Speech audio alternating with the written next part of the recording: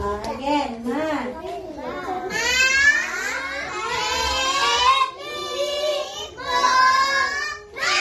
Again.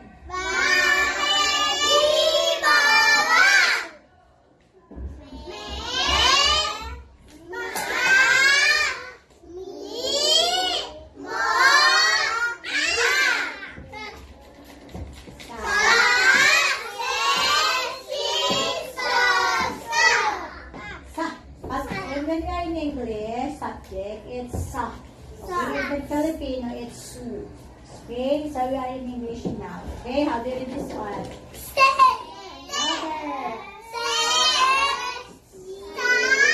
Diana, open mouth, Diana.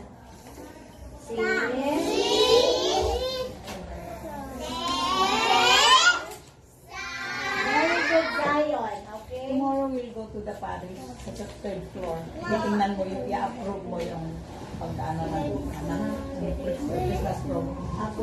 Okay, how do you read this one? How do you read this one? Everybody. Okay, what is the sound of letter T? Okay, again, let's read ma. Make it fast. Again. Good job. Okay, how do you read this one? Again. Everybody.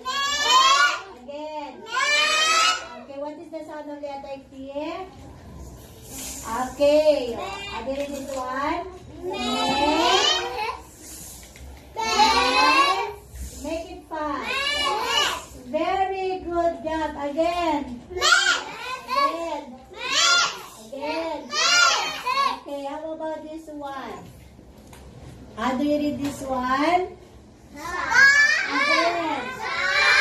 Okay, what is the sound of letter T? Again, read this one. Sa. Make it fast. Good job. Kinder one. How about this one? Okay, how do you read this one again? Again, everybody. Again. Okay, what is the sound of letter M? Let's read sa. Make it fast. Again. Again. Okay, how about this one? How do you read this one? Louder. Again. What is the sound of letter M? Okay, let's read. C. Make it fast. Very good, Kinder one.